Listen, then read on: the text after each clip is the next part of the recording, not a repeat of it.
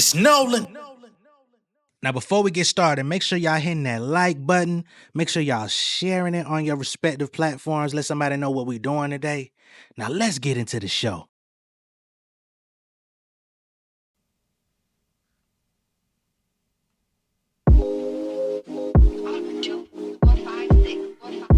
Yes, please.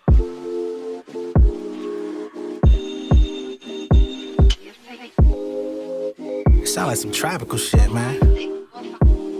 Give me one of them pineapple salmon dishes or something. Yeah. Self-love at an all-time high. It's a feeling I can't even describe. Used to watch from the side, heart beating full of ego and pride. Scared of living, more fearful to die. Narrow minds had me second guessing. In suppression, blocking my blessings. Now I'm manifesting. Set intentions, the paper stretching. People asking questions. Bet they wonder what changed with me. Learn to switch to fit if it can't fit me. Just stay with me. Listen. Animosity gradually on the decline. Respiratory flowing when I recline. About to catch a flight, throw the peace sign. New city, new state. Shit, I'm leaving all my baggage in my suitcase. Money is rising, my skin looking vibrant. I'm moving with impeccable timing. It's more than just rhyming. All this beauty that surround me, plus we luxury dining. Only reason y'all be tripping, cause you nickel and diamond. Ooh, peak the je ne sais quoi. Feel the vibe. I'm just grateful that I'm still alive. I thank God, homie. You thank God, man. I thank God, man. You know, blessings. Yeah, peak the je ne sais quoi. Feel the vibe. I'm just grateful that I'm still alive. I thank God. Yeah, we thank God, homie. Yeah. What's going on, beautiful people? It's the kid J Nolan here. Welcome back to another episode of Inside the Industry, your number one source for music, entertainment, commentary, and breakdowns. Hope everybody's doing well out there. Now, before we get started in this particular video, I do want to go ahead and say I had no idea that Lupe Fiasco conversation yesterday was going to go to the lengths that it did. You know what I'm saying? Like, number one, when the video premiered, Lupe was instantly in the chat. I mean, I don't know if he was waiting on the premiere or what. It looked like he damn near had the notification of the doggone premiere, of the countdown. By the time I said it's Nolan, his goddamn name popped up in the chat. I said, whoa. Right? So that was already a surprise. Definitely didn't expect for a debate with him to take place while he was in the chat. I wasn't able to monitor the entire thing because while that video was going on, I was also recording further content.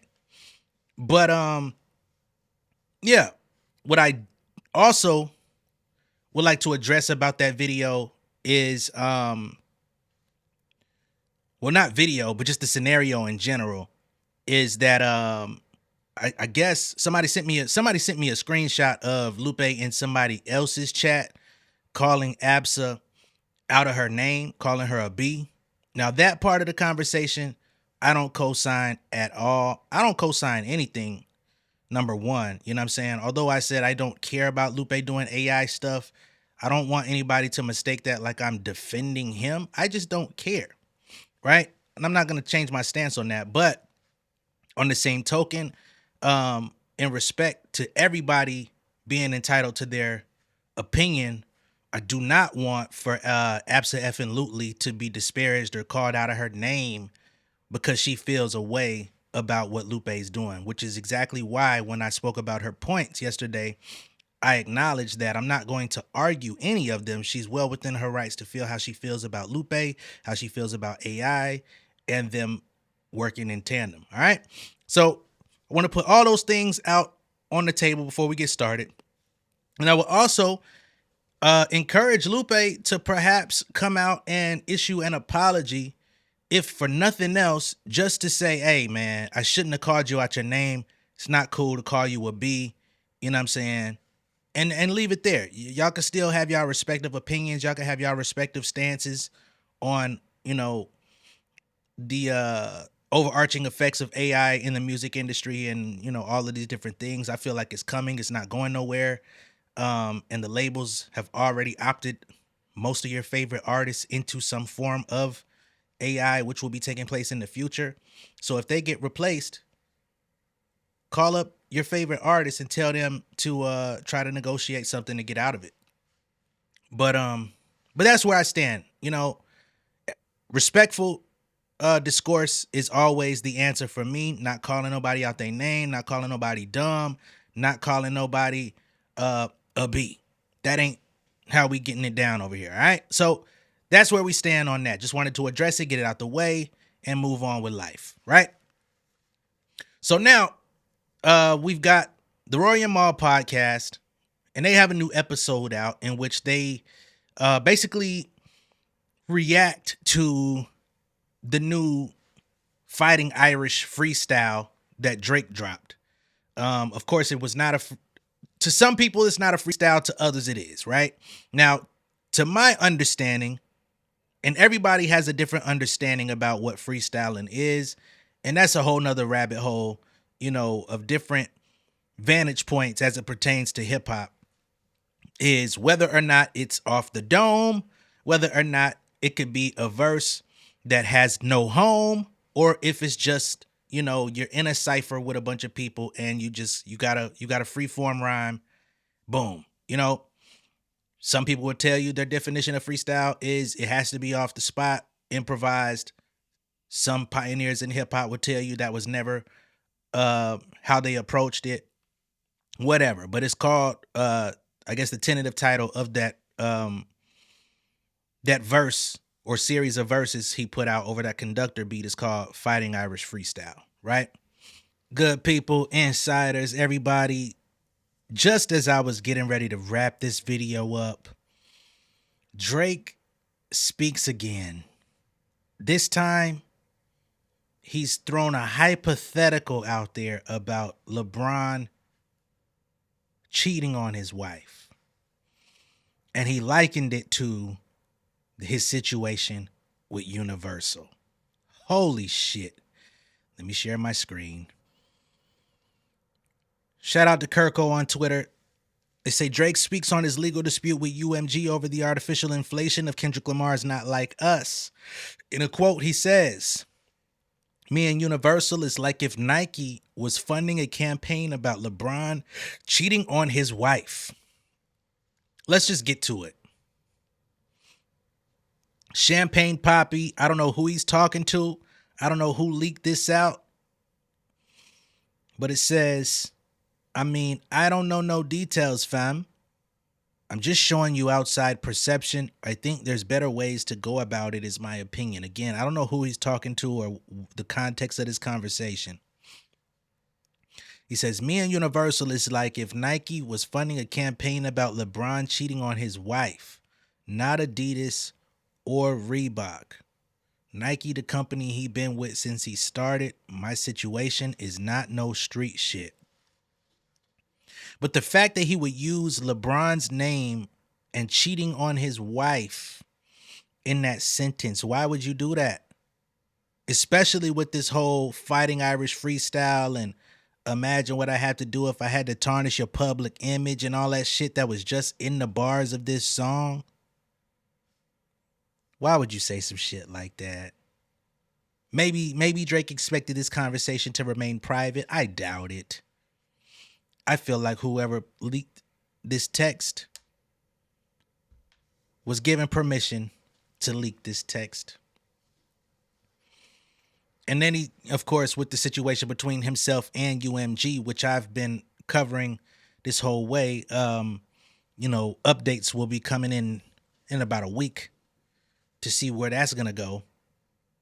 He says this is not no street shit. And of course, likening him and Universal to LeBron and Nike is, I came in with this company. They've backed me. I've been the poster child. I've done everything they asked me. I've over-delivered. I've been the biggest superstar in the building. But now all of a sudden, they're funding something that can tarnish my image, tarnish my name, tarnish my good reputation. The problem is your reputation was never squeaky clean to begin with. Everything that's come to the light was already bubbling under. Let's keep going. He says, "Everybody before me that tried the label was too eccentric, so they wrote them off as crazy and they never had to pay for their sins and mistakes." And I think the last person that tried, of course, was Kanye West. He tried to go up against Universal. He tried to go up against Def Jam. He tried to go up against everybody. he ultimately got dropped from all of his deals, Adidas, etc. So he's saying he's the only person that's tried to go up against Universal that he believes is of sound mind, still has their cool factor, and doesn't seem like they're off their rocker. I'm going to change that and make the building a safer place for every artist moving forward. And of course, you see the rest of his message was blurred out. I also want to know what the blur is. What information was there that is being taken out of the sight of the public if it's going to be a publicly leaked message. What else was he saying in there? But gee damn, I couldn't even get away from this video good enough for 4-5 minutes, and this shit pops up in front of my timeline. I'm like, man, I could try to stretch it out and do a whole other video on some fuck shit, but I don't know, man. Gee damn. Now I am gonna talk about UMG being sued by Fred Durst and Limp Bizkit for $200 million. Now that is something that's happening at the same time that Drake is suing them. So it's gonna be very interesting to see. You know what I mean? Because I don't even listen. I don't like Limp Bizkit like that, but they're a very successful band, and they saying that there's a lot of money that has not been paid to them over the years. I'm gonna get into that a little bit later, but sheesh. And in that verse or series of verses, he addressed the aftermath of the Kendrick Lamar battle, how certain people had went bad on him, as he would say, or people turned flip sides on him.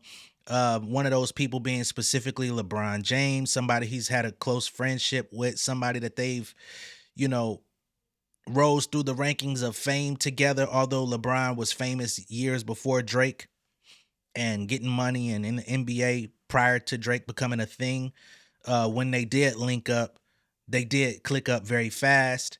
They collaborated. They worked on LeBron's early documentary with Drake being at the helm of the soundtrack. And their families know each other, the whole shit, right? He talked about exchanging watches, checking up on each other's kids like pediatricians, you know, all of these different things that he basically was looking at LeBron like, damn, bro, I thought we was better than that, than you to be out here basically championing Kendrick Lamar, going to the pop out, dancing to this nigga music at the game. Every time you dancing like you at the Soul Train line. Like, bro, what the fuck is going on? So he's been expressing a certain level of betrayal that he's been feeling from LeBron. Right? And we talked about that, you know, and a lot of people say, hey man, that shit's soft. Right? I just felt like the freestyle or the record was weak. I didn't feel like it was all that great. And, you know, for him to try to take that woe is me type of approach, I'm like, bro, you can't really victimize yourself when there's so many stories out here of the things you did to other people that definitely doesn't place you in any level of victimhood. Excuse me. Right? You can't try to say, oh, niggas lit my house up like Christmas when it's alleged that people from your side lit somebody else's house up. You know what I'm saying? Now, both of those stories have disappeared as far as like the Weeknd's manager house being shot up, Drake's house being shot up, the security situation. Both of those stories have been kind of swept under the rug. No resolution has been brought forth. No suspects have been named or anything. So who knows what y'all niggas got going on? But to try to use it as a bar like you're some targeted person like that. Come on, dog. We talked about all those things. But what we now have is Maul coming out, and of course, OVO Maul, he's the one that's connected to Drake. He's getting the info. He in the text thread, the group chats, and all that good shit. So he comes out and basically lays out the foundation that Drake has officially ghosted on LeBron, meaning that in the midst of that unfollow spree that Drake went on, where he unfollowed LeBron, DeMar DeRozan, Russell Westbrook, Kendrick Lamar, his Finsta page, and all of the other shit going on. Apparently, LeBron has tried to reach out to Drake at some point to hash out their differences, maybe to try to get back on one accord, maybe try to figure out where the source of the issue really is, because as we know, LeBron has been pretty excited about both Drake and Kendrick Lamar music over the past decade. You know, to my knowledge, Drake was LeBron's favorite rapper for a while, you know, but if you look at 2024, top of 2025, we kind of see Bron is definitely in Kendrick mode, K-Dot mode, all motherfucking day. Right? We had that video of LeBron at his 40th birthday with the man in the garden playing, and he was, I deserve it all. Nigga had the goddamn no shirt under the suit. I deserve it all. Man, had Savannah right next to him singing that shit too. I deserve it all. I said, damn. Do they deserve it all, or was they rapping at Drake? Nigga, you deserve it all. Everybody that flipped on your ass, everybody that went bad, motherfucker, yeah, you deserve it all. All the niggas that betrayed you. Think about how many times we saved you. You deserve it all. Oh man, that nigga Drake. What? So clearly, whatever conflict resolution that LeBron tried to reach out and conduct, Drake was not receptive to it, didn't answer him back, didn't reach out. And then next thing you know, he puts out this preview of the Fighting Irish freestyle. And for those that don't know, Fighting Irish, of course, LeBron played in high school for, I think, the Fighting Irish. I think that was his high school or something like that. It was a spinoff of the Notre Dame Fighting Irish, but of course his school was not Notre Dame, but they were Irish. You always saw it on his jersey. So double entendre, because I think Fighting Irish, they just had a game right before that shit dropped too. So all that. So let's get to Rory and Mal and their discussion about this, where Mal tries to give us additional context as to what is going on and what motivated Drake to make that song to begin with. At least a couple months old. And I thought it was, you know, his way of kind of like, because I'm sure people have been reaching out to him and kind of like, you know, backsliding and, you know, backtracking certain actions and reaching out to him. And I think this is probably his way of letting those people know, like, nah, fam, like that wasn't, you know what I mean? Like, you got to stay over there. You pick the side, stay over there. I think this was a cool way of doing that. Do you think he chose to leak it or had someone purposely leak it based off, because you brought up in the last episode that LeBron at his birthday party requested Man of the Garden and rapped it because Drake unfollowed him. Do you think Drake asked this to be leaked because of LeBron's 40th birthday party? Because this, again, is a pretty direct, which we'll go through the lyrics. It is a direct shot at LeBron through most of this. It's pretty obvious. Yeah, obviously we know that part. I think that it's it could be some of that. That probably is some of it. I believe that, you know, LeBron has probably reached out, you know, through some avenues or, you know, directly or however he can to probably have a conversation with Drake. And I think this is probably Drake's way of saying, like, fam, like, you know what I mean? Like, don't try to hit my line. Like, this is what it is. This is where I'm at. Like, y'all knew what it was when, you know, we was at at Mike Rubin's party. And you know what I'm saying? Like, y'all knew the energy was different. I didn't speak to nobody. Now, concerning the whole Michael Rubin white party that took place, to my knowledge, y'all let me know if y'all know better. But I don't recall LeBron being there this year or last year. And I thought that the Cold Shoulders in the Hamptons line was more so directed at Wayne, right? Because we all saw the interview where Wayne came out and said basically nobody really came and spoke to him at the white party, which was weird, you know. So, to my knowledge, that's what was going on. But maybe Drake just had that energy going for everybody. Like he just came there to be weird. I don't know. I don't see how that would even. Why would I don't see how that would even make sense. Why come out the house? Because remember, Michael Rubin did say that he had to like enforce like a no camera rule, so nobody was gonna come up and like make him look bad, and they had this whole we not playing no Kendrick Lamar at the party because Drake's on the way type shit, and somebody ended up playing Not Like Us. They had to cut that shit off, you know, because they got informed that Drake was pulling up, and I ain't gonna lie, man, that's a little bit too much for me. Like we're all in this space together, right? So if one nigga song plays and the other nigga song plays, like it's fair game. If they're two top artists in this entire landscape, let that shit fly. Now, of course, he may feel a way about it, but it's like, dog, I'm not modifying the playlist because you coming. Like, let that shit fly. It's music at the end of the day. You the one that said you would have danced and tapped your feet and all that shit to it. Yeah, you may not like what the song is saying, but shit, what about all the fucking songs you got where niggas don't like what you saying? What about all the sneak dissing you been doing on all these fucking songs? Right? What if they would have played Family Matters? How niggas supposed to feel about you calling niggas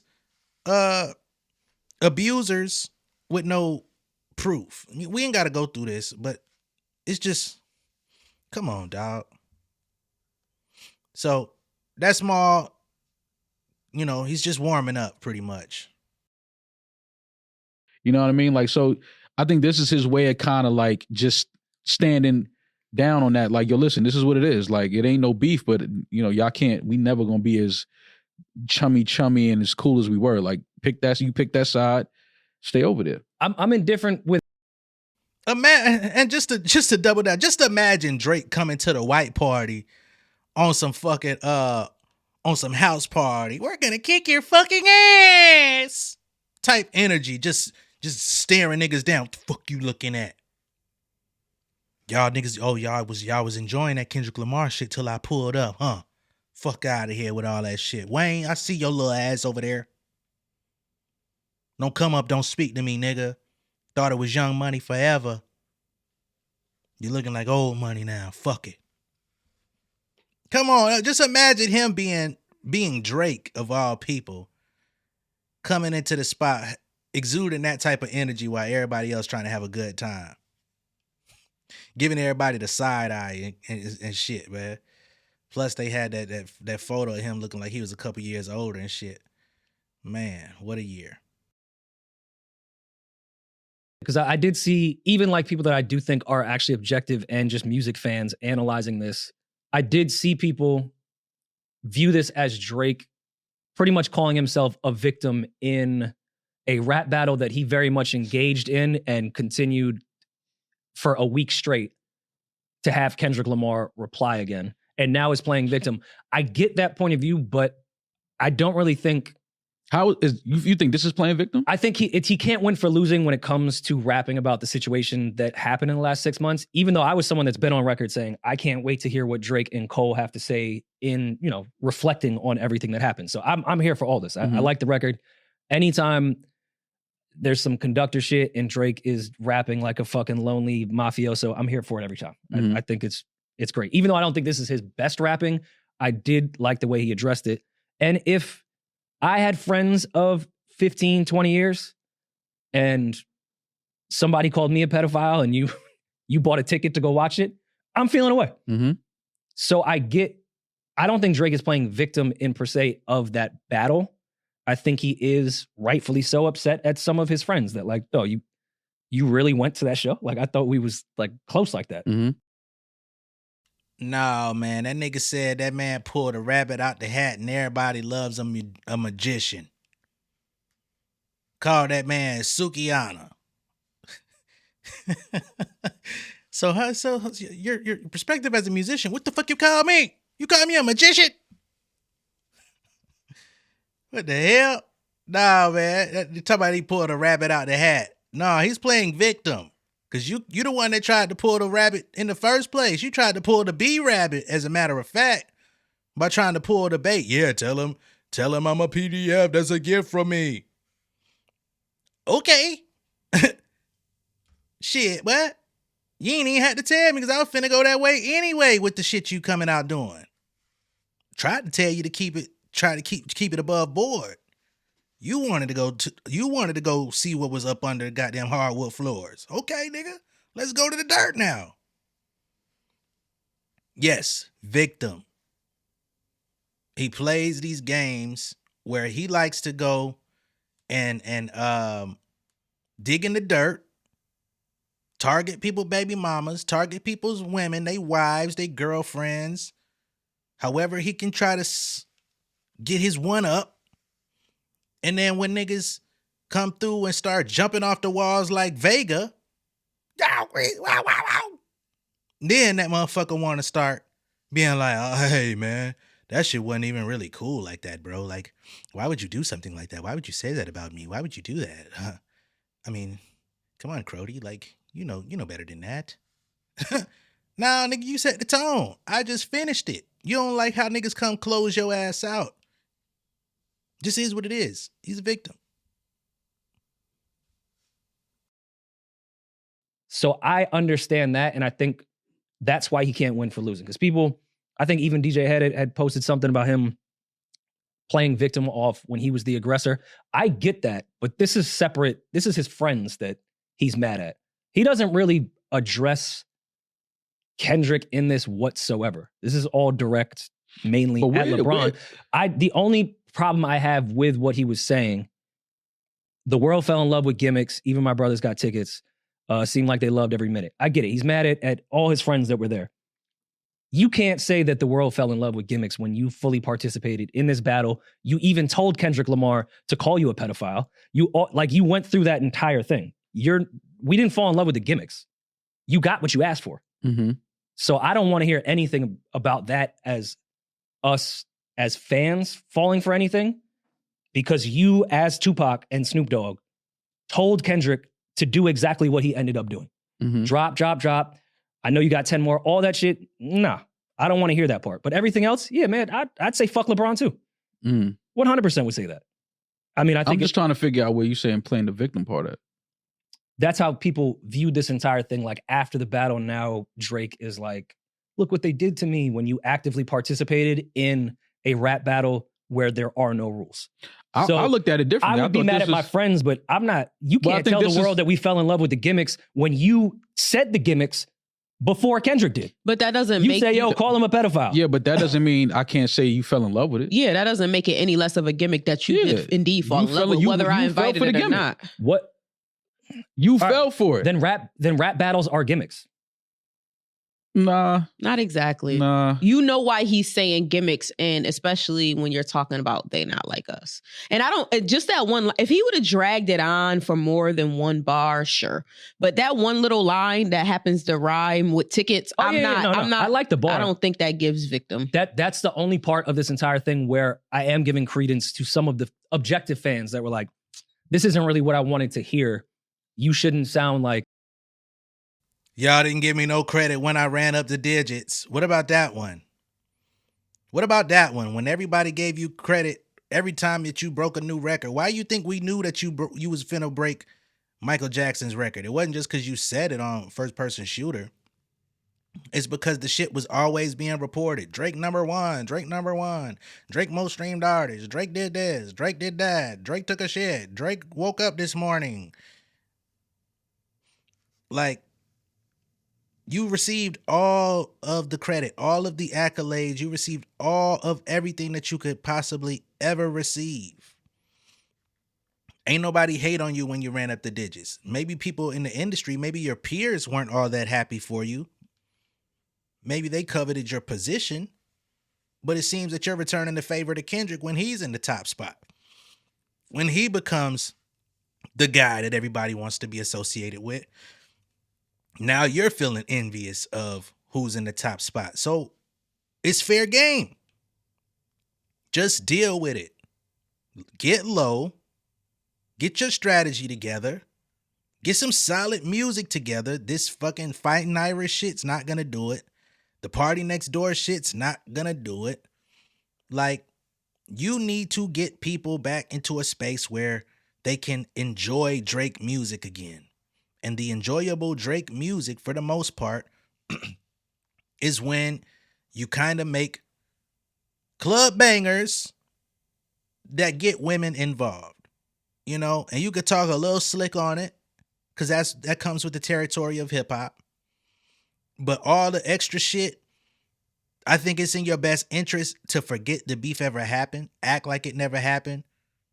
You know what I'm saying?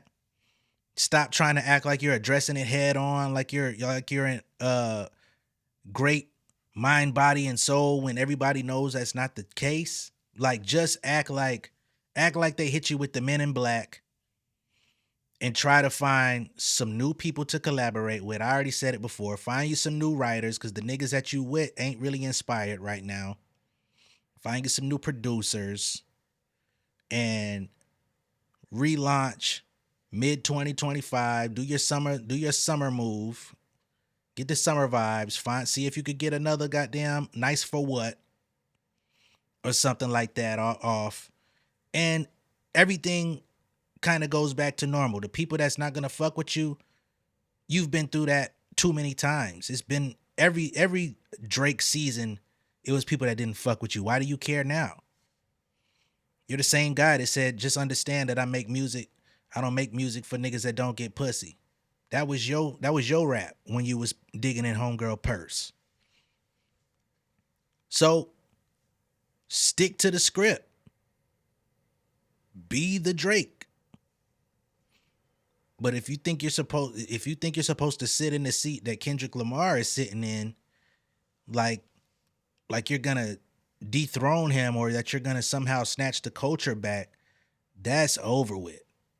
And I'm not even the biggest proponent of the whole culture talk, mainly because the culture can put you up here and the culture can also turn their back on you, flip, and it be a cold season for you. You know what I'm saying? So it's not like, you know, they're going to hold you up for eternity. So you might as well just do you and do you to the best of your ability and remove some of the cringe as much as possible. You're the victim in a situation that you very much were an active participant in. It just didn't go the way maybe you thought it was going to go. But other than that, I do think it's a cool freestyle. I wish he would have finished it. My guess is that he was going to scrap it, but he had the footage and was like, let me just get this shit out. Mm-hmm. I don't know if you had spoken to him, but to double back, he did mention that kind of like that gimmick thing on verse 3 again. He said this nigga pulled a rabbit out the hat and y'all love a magician. So it wasn't just mentioned once. I'll bring that up. Yeah, that's part of a rap battle. Go make some shit up and see if the people fall for it. No, I think again, like, make it. I didn't really think that. I think it was Gay-Z. Listen, and I think it's records. I think it's very simple. I think that people that he obviously had a personal relationship with on a deeper level than we probably know. I think that he saw them stand next to something that was trying to paint him to be something that, again, is the worst shit in the world. Mm-hmm. And I think that he feels like, if you're my friend, it is rap and it is entertainment. But if you're my friend and somebody is, you know, alluding that I'm this fucking disgusting person, you can't be at the show dancing with them, rapping along to the lyrics. Like, that's just, again, we're talking about if you're a friend, not if you're just somebody that I say, yo, what's up? And I keep it moving. If you're in my house and you know what I'm saying, you're playing with my kids and your kids and my kids know each other, like, it's certain things that I'm just going to expect a certain level of loyalty behind. Like, and I think that that's what this is basically speaking to. Like,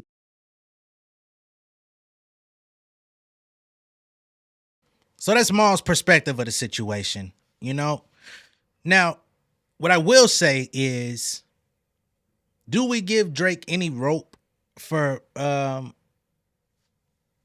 ignoring the reach out, the olive branch from LeBron? Because Wayne tried to extend some sort of olive branch to Kendrick Lamar that people claim was never responded to. He came out and said that he talked to Kendrick and told him he better kill it at the Super Bowl. But we can't verify that they actually had a conversation. Maybe he sent him a text and told him, hey man, congratulations, go kill it. Ain't no hard feelings or something like that. But the word on the street was that Kendrick didn't chirp back. So now we're getting the word on the street is that LeBron reached out to Drake to try to get some clarity or get some sort of, have that brotherly talk or whatever the fuck it was. And Drake gave him the cold shoulder, kept moving. Is there a way to draw a parallel between the two? Is it okay that he did that? Or is he still weak as fuck? Because if you're feeling some type of way, why not actually give your homeboy the opportunity to, at least have a conversation with you before you come out and diss him on a record? Just questions. So let me know what y'all think of that. Right? In other Drake news, I'm not gonna show the picture, but there is some chatter going on in circulation about a potential daughter. There's a young girl. Well, she look like she might be a little older today. She was young in 2014 when the picture was posted. But that people were saying could be Drake's daughter. Drake's dad, Dennis, had, for whatever reason, deleted the photo. I think it was starting to gain attention from people, and they were like reaching out like, yo, she looked like Drake. She looked like Adonis, And he was like, no, that's my daughter's child. And people were like, man, stop the cap. I seen it circulating. Somebody was like, man, that motherfucking Meet the Grams is finna start trending all over again. That shit aging like fine wine. However, Dennis has said on multiple occasions that he does have other kids. Drake has 2 stepsisters. So there's that. But it was definitely circulating heavily. People were going on, a hunt to try to figure this thing out. To be honest, I would not doubt if Drake had another daughter, or a daughter more specifically. But I don't think any of the children that have actually been presented in front of us at this point, I don't think none of those are his kids. And I don't think that the child that was, spoken about by people from Kendrick Lamar's camp, I don't think none of the kids that have been shown are who they talking about personally. They kind of took a vow to not come out and spew anything about that. Once the battle and everything was laid to rest, they kind of moved on from that conversation. So I know the fans out there are gonna keep trying to pull things out and trying to keep investigating, but at the same time, as you keep investigating, it does become a little bit of an invasion of innocent people's privacy. Because we don't know if that is indeed Drake's daughter, but her picture is now being spread all across the internet for no reason. We don't understand. You know what I'm saying? So I do feel like that's a little bit too far. Like the parasocial thing can get a little bit strange out here, But just wanted to throw that in here as a subject because I did see all of that happening yesterday, and I'm like, whoa. So let me know what y'all think of that. Do y'all think that the photo that has been circulating, is that to you, a possibility that it's Drake's daughter? I know that she does kind of favor Adonis a little bit, but I will say this. Drake and Drake's dad, they do have some strong genes. It does seem that Dennis has an affinity for having children with white women, right? So I don't know if Drake's stepsisters have children with black men, or if it's just like those grandfather genes are just strong, where it's kind of makes them look a little bit like low key albino. You know what I'm saying? So maybe that's what's going on. I don't know. I can't say for certain, but I will say, the end of the day, don't consume yourself too much with that stuff, man. Like let them kids be, and maybe one day we'll find out the truth. Maybe Drake and all them will come out. He did say in the song that there was a little girl that he was not claiming as his sister or some shit like that. People definitely thought that was weird too. I'm still trying to understand what his intention was behind putting that line in the song. But again, let me know what y'all think of all this down below in the comments. Be sure to like and share this video. If this is your first time seeing me on YouTube, go ahead and subscribe to the channel, become an insider, and I will catch y'all on the next one. All right? Much love and respect, y'all. Peace.